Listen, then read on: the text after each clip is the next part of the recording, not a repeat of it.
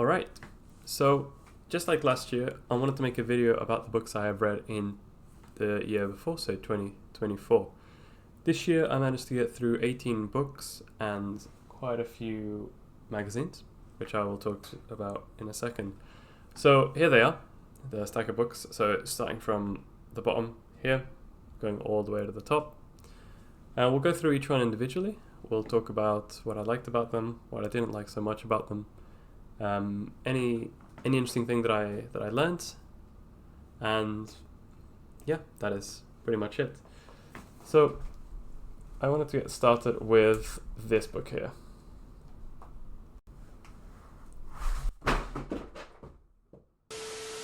So our first book is The Private Eye Annual 2023. This is not so much a book, it's a collection of Private Eye's kind of best quips. So The Private Eye is a satirical magazine here in the UK. They release one every 2 weeks, and I subscribed to them after I bought this. I saw this in Waterstones, and I thought it was very interesting. So I got it. I read through actually the whole thing, start to finish. It was pretty cool, actually. Just kind of the journalism, and obviously it's kind of very funny, very recappy. It's almost like a news cycle recap of the entire year. So in that sense, it's pretty cool. I bought the one for this year as well. It's in the cupboard. I won't count it as a read one because I won't actually read it because I've read the magazines now. But it's pretty cool. It's maybe one of the few news sources in the UK that kind of remains of very high quality, which is kind of strange. Of like traditional media, it's a magazine that's been around for a very, very long time, and I think their quality of journalism is still very, very high, even though it's satirical paper. So that's how it kind of comes out. It's kind of hard to rate this one. I'm going to try and rate it from 1 to 10. Funny, haha. But again, not so much a book. I might abstain from rating this one actually. No, let's give it like a 7.5. Yeah, 7.5. Very funny, very good. Love to support them. Okay, our next book then. Extreme Programming Explained. This is one of the first the first methodology book I read about software engineering. It is very old. It came out in 2002, which for software terms it's ancient. But it came at a time where software engineering took a very traditional engineering approach, where you had mostly waterfall methodologies. You'd collect all your requirements, you would do the project. It also comes at a time where software wasn't so much a core part of your business as one that you outsourced.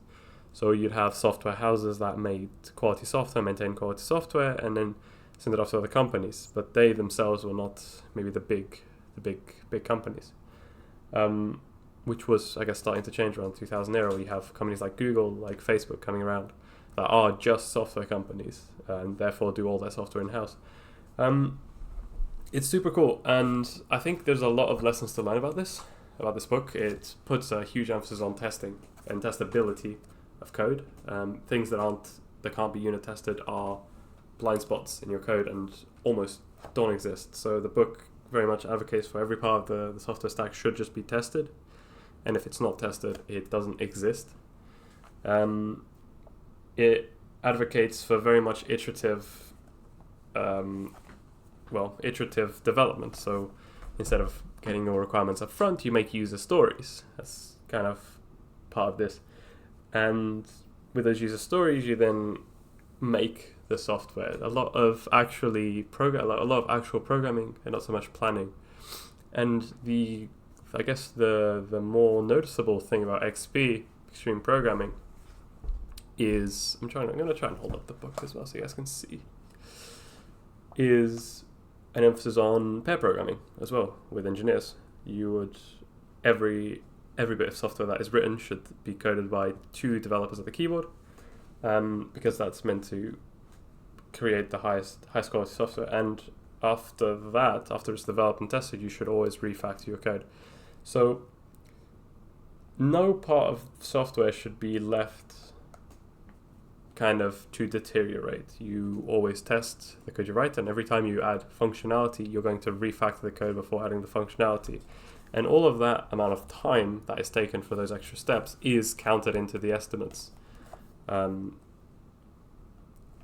that's one way of doing the estimates. It's just a really, really cool book. It talks a lot about how your team dynamics should work, who should do what jobs, how development should be done, the client is part of the team. It's really cool, but mostly I think the overall goal of the book is to deliver software as fast as possible, as reliably as possible, with the highest quality possible. It really breaks down how you can do that, what you have to sacrifice in order to do that, what needs to happen. And generally, I think Kent Beck is a successful engineer, one who's worked in the industry for literally decades, and obviously very much knows what he's talking about. It's good. It's a very good book for you to read. And honestly, you read this book and think, oh wow, no, we just know this now. And most software teams have incorporated a ton of stuff that came from this book that are kind of novel or came from this kind of adjacent agile topic. Very cool. I'll rate this one very, very highly. I really enjoyed it. I'm going to say 8.5 out of 10. Our next book is Children of Dune by Frank Herbert, as we all know. Dune 2 came out this year. It came out 2024. And it was amazing. First of all, it was an amazing film. I actually wrote a review about it on my blog. And last year I had read Dune Messiah, or the year before, and it was great. Dune is just such an amazing universe, so big, diverse, and just incredible. I don't want to spoil Children of Dune. I don't want to spoil any of the fiction books that I did read. Children of Dune is kind of set a few years after. I can't say too much without ever spoiling this book. Anyways, but it involves Paul's kids. I'll say that. And their kind of adventures through Dune. There's some, obviously assassination attempts about what comes after Paul Atreides. It's just great. I don't know what else to say. It's quite a big book, not as big as Dune 1, but it's well written. The world building is incredible. You're back in Arrakis. You're in a slightly different Arrakis than you actually see in first book and second book, actually, because a lot of stuff has gone on that's transformed the world. You have worms. You have different species that you're introduced to. It's also quite philosophical. So I think that people who have read Dune have said that the further on in the series that you go, the more kind of weird the books get, and almost like philosophical essays. So there's a ton of what the Fremen are, who they should be, how they should behave, kind of thoughts. It's like an inner monologue. A lot more of that in this book, and I like it. I will continue to read all the Dune books. Eventually, I have Emperor of Dune, the God Emperor of Dune, in my shelf that I need to read. Not on this shelf, actually, in my other shelf. I read it very highly. I'm gonna say, it's been quite a while since I read it, but I'm gonna go with a 7 out of 10. Not quite an 8 out of 10 as I think first two, but still very, very good. 7 out of 10. Children of Dune. Next up, we have A Knight of the Seven Kingdoms by George R. R. Martin. So last year I had read two books or just one George R. R. Martin book. You can actually see a little spoiler to another book I have read. I started reading a couple of the prequels. I just kind of wanted to see what was something outside of the Song of Ice and Fire, because I don't want to read the Song of Ice and Fire too quickly, because I know we are likely not to get a book, maybe ever, so I want to kind of savor them. And they are kind of just on my shelf. Those are the ones I have read. You can actually see the camera. There's a shelf underneath where I keep the rest, the 4 more Song of Ice and Fire books. These are 3 stories, so each story is about 100 and a bit pages, about Dunkerque. And there's actually the HBO series coming out about this that I am super excited for. It takes you through Dunk meeting Egg, the stuff that goes on there. It's super cool because you get to see the slightly, the lower ruling class of Westeros. So you see kind of the more common folk. You see some power dynamics between smaller houses. You also just see more of Westeros, a little bit of history to its stuff that has happened here that was revealed in this book that George R. R. Martin has mentioned many times before, how that stuff developed. It's just a good read. If you like fantasy or low fantasy kind of medieval type stuff, and you like A Song of Ice and Fire, you're just gonna love this. It's funny, it's witty, it's much funnier than any of the other books. You will laugh. Yeah, there's also a lot of pictures. I'll show a couple, like illustrations. So those are really, really well done. I like it a lot. Yeah, I mean, it's pretty good. It's like a 9 out of 10. I like it a lot. Almost every George R. R. Martin book I'll rate super highly. Just incredible. Yeah. Our next book is What If by Randall Munroe, mostly known as XKCD. Insert relevant XKCD here. It's a book that is quite silly, I would say. It just takes questions like how much physical space does the internet take up, and goes into too much detail about actually answering the type of question. So there's a lot of diagrams, a lot of calculations. It's very digestible. I'd say you just need to have an interest, and you'd actually mostly understand everything that it says here. It's nerdy, it's funny, it's geeky. There are just stupid stuff that no one should ever care about, but we do. And I really, really enjoyed sitting and reading these weird phenomena. I actually learned quite a bit from the book. You learned quite a lot of physics, quite a lot of, little bits of history, but very, very funny. I mean, he's known for being a cartoon artist. He's witty, funny. There's actually a second one of this. I don't think I will read it. I think this was enough. But it's pretty cool. I like it a lot. It's really well done. Yeah, give it a go. I will say this is, I'll say a 7.5. 7.5. I found it very funny. I think for the amount of how ridiculously detailed this book is, it deserves very high rating. And you get a ton of cartoons, which are pretty great. 7.5. Fire and Blood by George R. Martin. So we did just see a George R. Martin book in the form of A Knight of the Seven Kingdoms. Now we have another one. The massive, not quite 1,000-page, 700-page history, the first part of Westeros history, going from the Conquest, even slightly before, so Aegon I, all the way down to the beginning of Aegon III. I won't spoil it too much because House of the Dragon has not quite reached the end of the book. They've reached maybe halfway. Whether the Dance of Dragons and stuff like that. So that's still ongoing in the TV show, so I don't want to spoil it too much. It's the book that I bought thinking I would not read. I think, it's a history book, so boring. But it's not boring. It's maybe one of the most addictive things I've ever read in my life. It's just so good. I can't describe how ridiculously good this book is. I found it gluing. I was glued to the pages for such a long time. It's a narrative. There's no POVs. There's no POV chapters. It's just a narrative. And I think the thing that makes it so interesting is that you can. It's almost like watching TikTok. Think about it. There's not that much detail about one event. There's not a huge amount of scenery building. It's just, here is this happened, that happened, but in a really well written way with good imagery of Westeros, and it's just oh my god, what happens next? And it just gives it to you honestly, on and on and on and on. And it spans a huge amount of time period, maybe 100. I think it's 150 years or so in Westeros, which is a really fast pace. It's good. It's very, very good. If you like this sort of stuff, you'll really enjoy it. It's very, very. It's quite different from Song of Ice and Fire. like the way it's written. I find it way more interesting than some of Ice and Fire, to be honest. And I think he's done something really clever here. Really, really clever. A historic fictional book.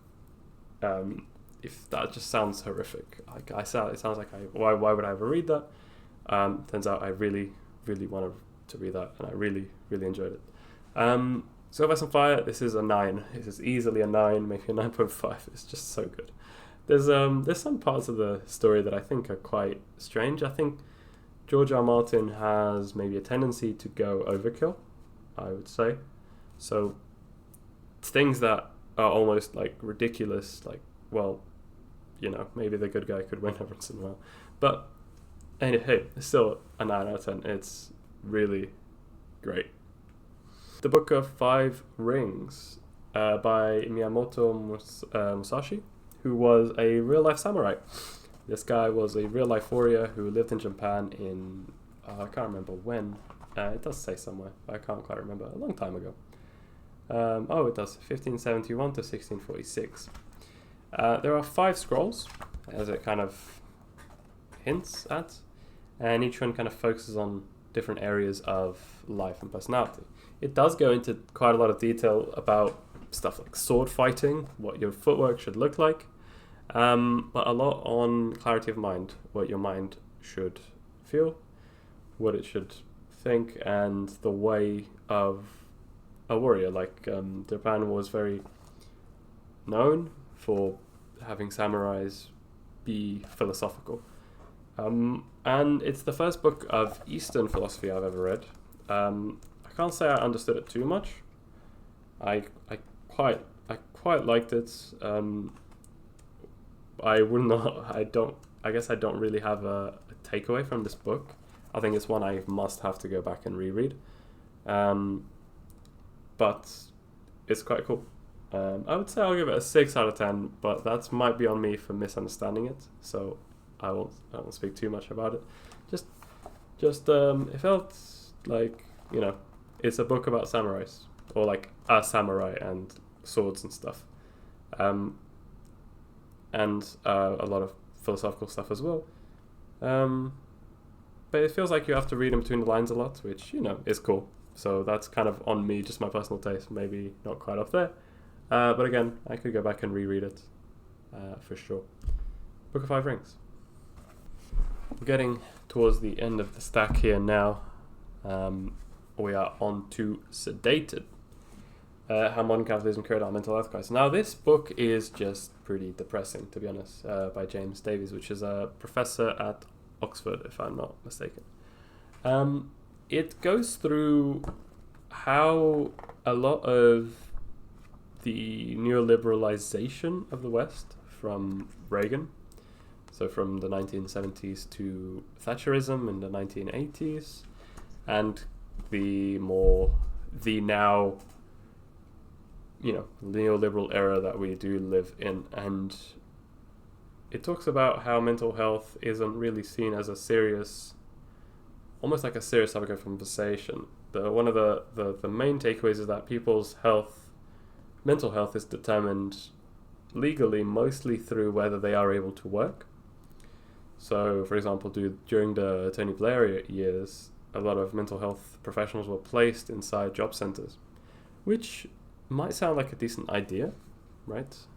But it just highlights how we as individuals are almost only valued upon our economic output, which, does suck.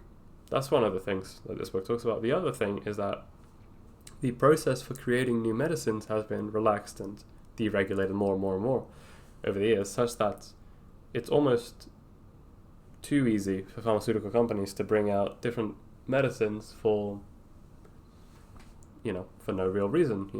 I think the standard used to be that medicines have to be better than the current medicine for a specific symptom or a specific illness. No longer the case. Or if it is the case, also the studies aren't great. So there's a big lobbying effort. So a lot of people who sit on the boards that approve medicines are themselves being paid by pharmaceutical companies. or sponsored by, or their research is sponsored by pharmaceutical companies is a big thing. So your research could be, your livelihood could depend on pharmaceutical companies giving you money if you're a researcher for biomed type stuff. And obviously that's a big conflict of interest. And he just talks about how that can be bad, what has actually happened. Talks about over-medication. So the prescription of antidepressants has risen a ton, and our mental health has not really gone down, which is kind of an interesting one, because it doesn't sound, the more anxiety goes up, or like the more depression goes up, the more you need antidepressants. But it should seem that the more antidepressants, the less depressive the population.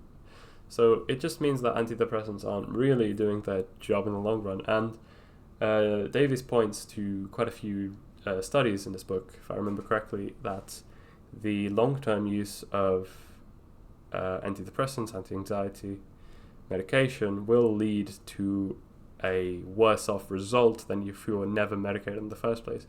He also points to this at antipsychotics, anti-schizophrenic type meds, if consumed forever, will have a deteriorating effect.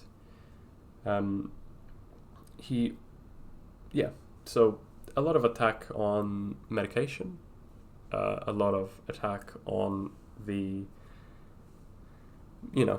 deregulation of the medical industry, and the fact that you are medicated so that you are fine enough to go back to work. That's a big thing. You are just, if you're kind of depressed because of your workplace. So yeah, that's a big thing that I almost missed out, that I nearly forgot. That's it. No, the points of a toxic workplace aren't really addressed in right now. If you are depressed and your depression is caused by work, you will get prescribed antidepressants and you go back to work. Now, there's something quite wrong there, where if your depression is being caused by work, the answer is you leave work and get another job. But because we're so over-reliant, or perhaps we focus so much on a person's economic output, we medicate them a ton, right? Like, go back to work, medicate them, suck it up, doesn't matter. It kind of like does make you think a ton of our current structures, our current power systems, whether it's correct, whether it's wrong. Like, it does make you think, because a lot of people are quite well off. I think I'm quite comfortable in my life, and that can be a direct result of the world as it is, the UK as it is. So yeah, it's cool. It's a good kind of mind opener, almost, like, think about I've never thought about it that way. Pretty good book. Yeah, definitely. I'd say it's a 7 out of 10. I definitely enjoyed it. He's a great writer. 7 out of 10.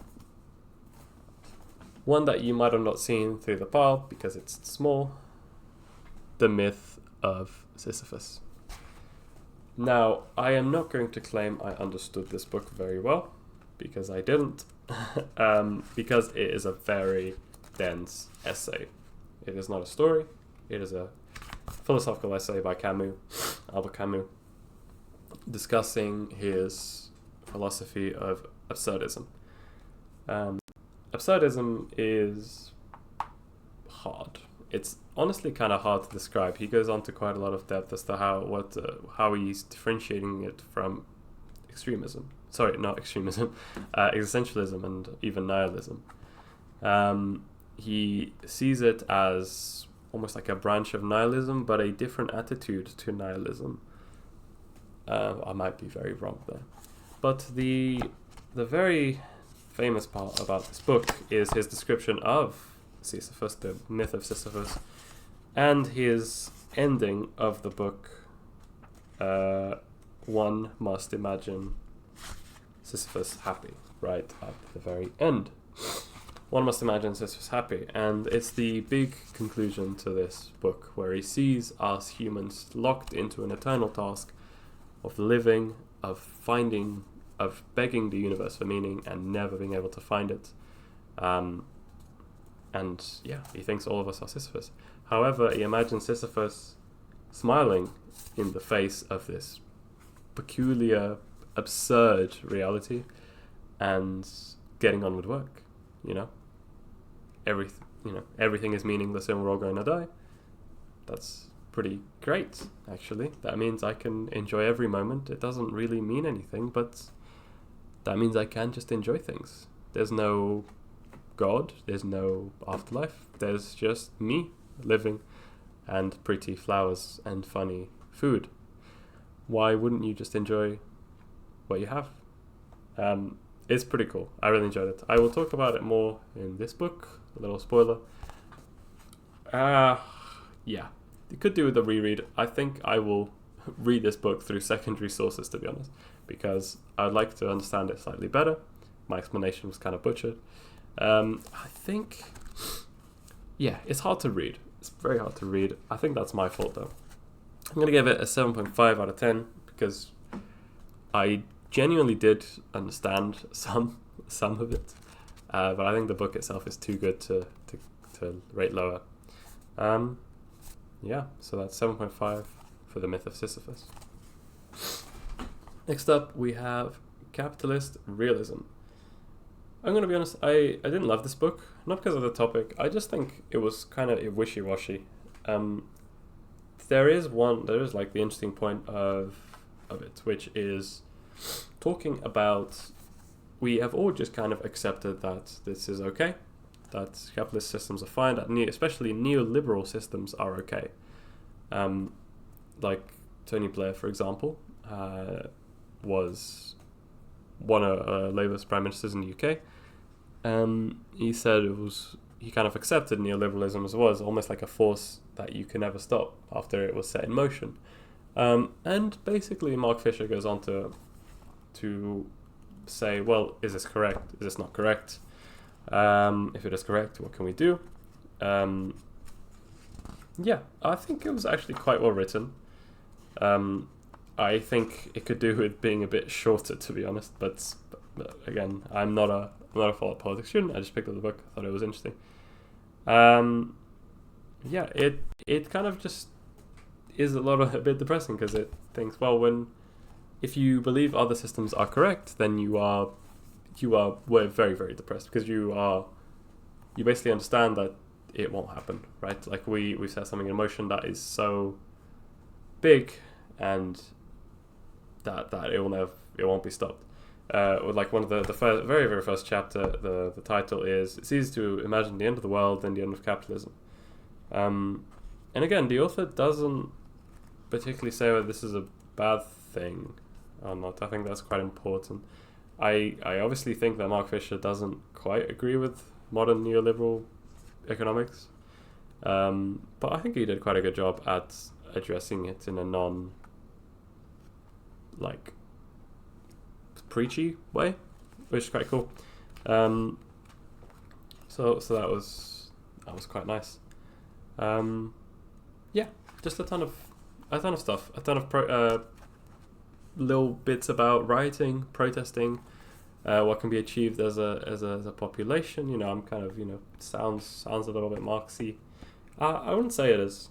Maybe it is, but it's quite cool. Again, maybe not so much my thing. So I'm gonna give it a 5 out of 10 purely because I personally didn't enjoy it very much. Yeah, I guess it just doesn't interest me all that much. Yeah, 5 out of 10. Next up, we don't have this book. I shifted it up was because I realized it was actually wrong order. We have The Stranger by Albert Camus. This is actually won a Nobel Prize in Literature, and it's very easy to see why. I read this entire book when I was on a flight from London to San Francisco this year, or last year. I read it in one go, and it's something. It's a story between the protagonist, whom I've forgotten the name of, which is embarrassing. It's a French name because it's a French book. Anyways, he's the stranger, the outsider. This book usually gets called The Outsider, not The Stranger, which is important to say.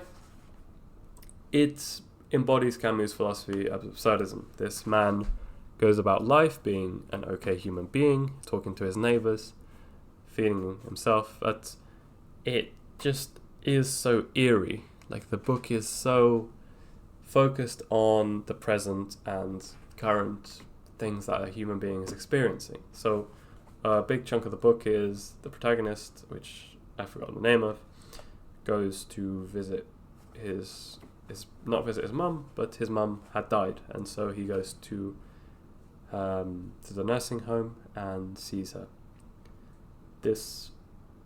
Whilst he is doing this, he often talks about the sun being in his eyes, and his hair being in his eyes, and his shirt being sweaty, and him being tired.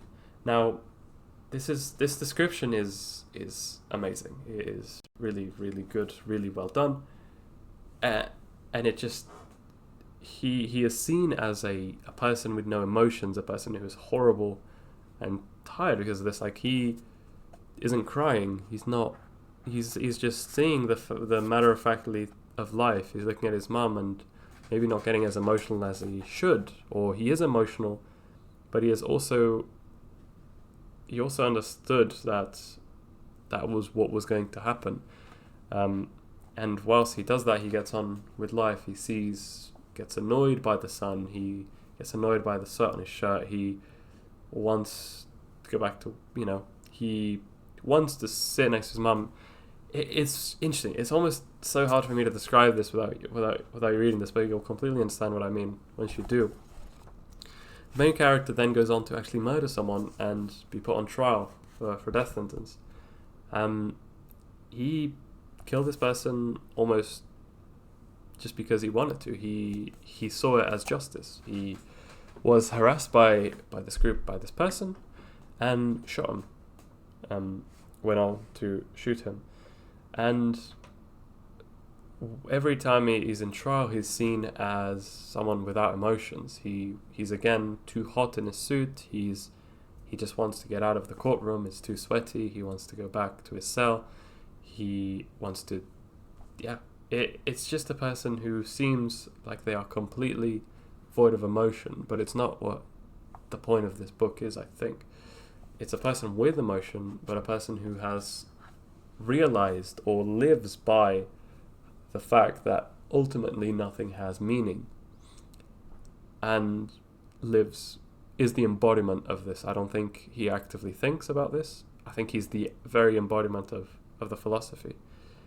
And the only time you see him display a big sort of emotion is the scene with the chaplain that comes to visit him in prison and says, you can still beg for Christ's forgiveness and you might be accepted into heaven. And he gets angry. He gets angry because he doesn't believe in God. He doesn't understand why the chaplain would try and make him believe in God when the chaplain himself does not know that God exists. It's harrowing. It's great, and this person is the person that lives in the present. They are not really thinking about a future, about a past. They are just living the very moment, the very present, the very finite in front of them. It's great. It's my favorite book of the year. I loved reading this so much, and I honestly just love reading Camus, to be honest.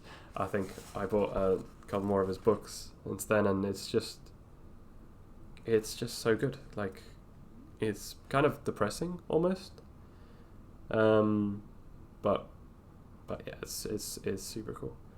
It kind of, towards the end of the book, he gets sentenced to death, and he knows that he himself is freer than anyone that is watching him be executed. He knows that he has accepted his faith and is living life, is following the boulder down the mountain and is pushing it back up. He is truly the embodiment. I think there's a lot of takeaways from this book of whether you agree with the protagonist, whether you don't agree with the protagonist, whether you think he's a hero, whether you think he's an anti-hero. I recommend you read this out of anyone. This is a 10 out of 10. This is my first and only of the year, I believe. 10 out of 10. A Scandal in Bohemia and Other Sherlock Holmes Adventures. This is a really cute copy that I got from Porto, which is in the Livraria de Lelo, which is one of them. They claim to be the prettiest bookstore in the world, and to be honest, they kind of are. It's a stunning library in Porto, and I just go there. If you like books and you're in Porto, you should definitely visit. It was in Harry Potter. It was in Chamber of Secrets. It was one of the scenes with I forgot his name. The famous author in the universe who was signing books in the bookshop. I can't remember what that's called either. Yeah, that was I'm talking about. I was like, why did I go into that? Anyways, Sherlock Holmes. What's there to say? I don't think there's much else to say. It's the short stories. So there is. Let's just open up the first couple of pages. There's the scandal in Bohemia with the threatening pictures. This is when I introduced Miss Adler, very famous character. There's also James Moriarty introduced later on. It's mystery. It's Sherlock Holmes solving impossible tasks. Dr. Watson narrating them. It's great. It's an 8 out of 10. Very fun stories to read. The War of the Worlds by H.G. Wells. Now, this one is a little bit dear to me. I live in Woking, England, which was the home of H.G. Wells for a little bit, and we will never let you forget it. There is a little statue in Woking for one of the Martians in War of the Worlds, and that's basically the only reason I picked up the book. I've heard about it in World War so many times, obviously. It's a story where Earth is invaded by Martians, and just the best part of this book is that I just know all the names I just know all the towns. I've been to all the towns listed here, practically. It talks about the Woking station, going to Waterloo. I've taken that commute to works many times. I've been on that train line so many times. I live in Woking now. I've been to the Horsehall Common. I've been to Weybridge, I think it's Weybridge, mentioned in the book. Obviously London, and then east to the ocean. It's super cool. I think it was quite visionary at the time. I think it's still very harrowing. The description of the Martians is sick, really like that. The struggle for what the humans are doing, how they're trying to escape, what the depiction of the Martians is. It's a great story. I thoroughly enjoyed it. I'm gonna give it. I'd say it's a bit long. I didn't quite love the second part of the book where it talks about his brother in London trying to escape. They're all trying to escape the fog. But again, yeah, I'm gonna say this is a 7 out of 10.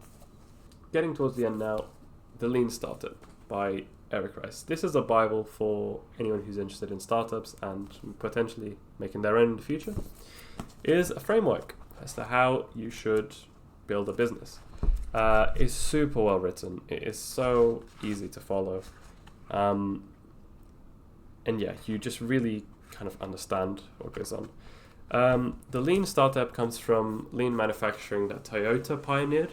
So ways of manufacturing that create good products. And at the core of the book is the cycle that goes from design, develop, test, the big cycle. So you're trying to spin up this wheel. No, sorry, that's not right.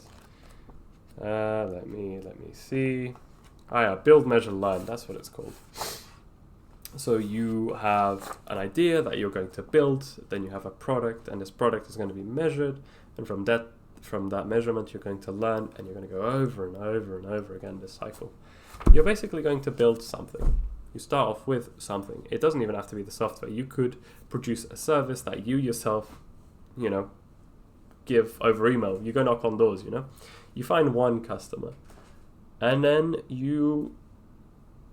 after that one customer, you measure, see what the return is. Are they willing to pay for this? Are they willing to, how much are they willing to spend? Are they willing to give is it expandable to other people? From that, you learn, and that feeds on to the next cycle of what you're going to build. He talks about his experience being an engineer at a startup in, I can't remember around the time, but he basically built a product that people wanted, but not the way he thought they would want it, which is super common in startups. So people use this product in kind of a different way than he imagined, and therefore he spent way too long on the wrong things. So the book tries to help you avoid that. It tries to make you not spend time on the wrong things. It tries to make you laser focused on user experience and what the user actually wants. We often build things that nobody wants, which is just super common, and we don't really want that. It talks about MVPs a lot. How you should have an MVP and refine this MVP. It should be scrappy. It should be very fast and kind of terrible, but it should be enough to present an idea, to validate a concept. Okay. It's great. It also talks about pivoting, about if this really isn't going well, you're gonna have to find another market. It's pretty good. I think I will study this book slightly more, because it's important. I would say it's pretty important. Another thing it talks about is estimates a lot. So it talks about how startups will just come up with the most ridiculous graphs of exponential growth, and it says, well, how can we actually show that this is true? A lot of that. It's great. If you are interested in business and hope and maybe creating your own company one day, have a read of this book. It's a great start. I will rate it a 8.5 out of 10. Building a Second Brain by Tiago Forte. This book is an organization book. It talks about how you can build a virtual system where you can store everything, basically. It talks about your second brain as in your kind of digital systems, the collection of all your digital tools that helps you get organized in life. It's pretty cool. It talks about the PARA framework, which is the Project Area Resource Archive, organizational structure that you could have on your folders, on your task manager, everything like that. It talks about having everything in one place. So for me, that would be my Obsidian Vault, where I have all my files, all my projects. I would say you should read this and adapt it a lot, because I have. I don't think following this to the T works for me. It doesn't. But there's a lot of very good advice here as to how you should keep your resources organized, all the knowledge that you collect organized, how you should funnel that down, how you should start projects and how you should manage projects. It's pretty good. If you like this sort of stuff, like organizational stuff, kind of geeky productivity things, he has pretty great website. I read this fairly quickly. I think you can skip a lot of the waffle. There's obviously a lot of waffle. I really enjoyed it. Quite a lot of useful diagrams as well, as you see. Just how you can organize your resources, your knowledge. I would say it is a 7 out of 10. Quite cool.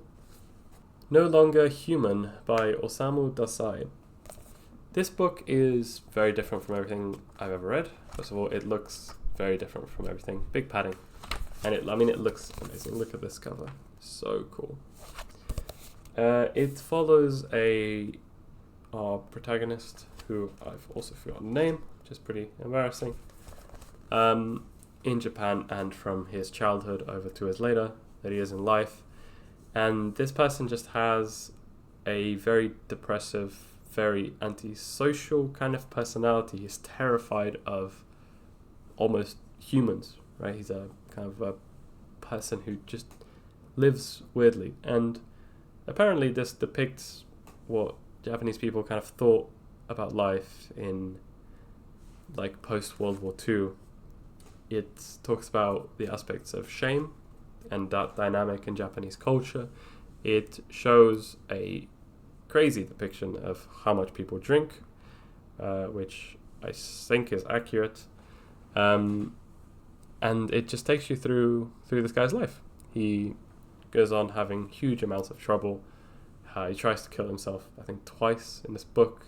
His family is still almost like looking after him, but doesn't want to acknowledge him anymore. So it shows very big dynamics in Japan going on. It's pretty cool. It's a great story. It is very monologue-y. I'd say he's talking a lot about his feelings, how he feels. Not so much interaction with other characters, but quite a lot of that still. Really cool. I enjoyed it. I would say this is an 8.5 out of 10, maybe a 9 out of 10. We're starting to go to where I'm actually very familiar with the books because I've read them just now, basically. How Big Things Get Done, which is the business book of the year for 2023 by the Financial Times. You see a little sticker there. I think it's deserved. It talks about big projects, as in the Hoover Dam, the London Eye, the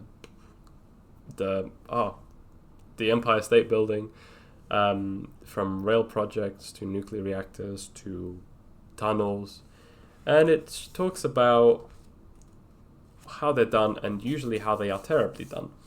So it shows huge amounts of stories of how projects are just terrible most of the time. Most of these big projects go over budget. A lot of them go over budget by a lot. And the reason, there's many factors to this, but it also shows how projects can go well. The Empire State Building being a very, very good example of a project that went well. And mostly what tries to be hammered home is planning, and active planning is super important. So planning is not sitting at a desk and planning every detail. Planning is making small prototypes. So for example, Pixar goes through around 8 steps of just cartooning, storyboarding, presenting, small movie animation, small tiny things. It's 8 of these steps to then say, okay, this idea is good, send it to the animation team, let's spend $1 billion or whatever, or however much a few $1 million on the animation, because the animation is the expensive part. It talks about you should know exactly what you're doing before you do it, to reduce the unknowns, which are the big risk factor in big projects. It says you can do this by experimentation. You can do this by experience, actually talking to people who've done it before, which is a big thing. Mentions examples of a lot of countries want to do their own railways and have their own companies do their own, like a Danish company did a tunnel in Denmark, but they'd never done tunnels before, so therefore they weren't very good at it, whereas they could have talked to someone who did. It's cool. I quite, it's super interesting. It's just an interesting one to read, and honestly it's super applicable because he does talk about a kitchen renovation, for example, and how just unknown unknowns kept piling up. So there was just a massive nightmare for this family who tried to do a kitchen renovation. It just went all wrong. It's pretty good. I will give it a 7.5 out of 10. And then our last book is The Sign of 4 by Sherlock Holmes. I finished this on the 31st. Yesterday.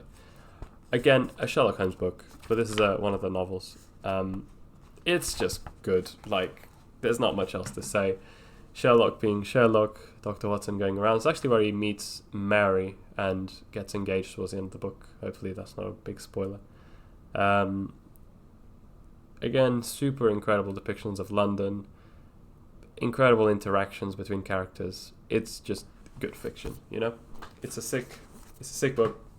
I love Sherlock Holmes. It's almost like my comfort books, and I don't have that many left. I did just buy, I can't see it, but another book for short stories. A lot of the Moriarty stuff that goes on in them. The Sign of 4. It's pretty cool. Alright, that does conclude my books for 2024 video. Hopefully you enjoyed it. Hopefully the setup, the atmosphere is quite nice and you quite liked it. It is a very, very long video today. But yeah, guys, thank you so much for watching, and I'll catch you in the next one.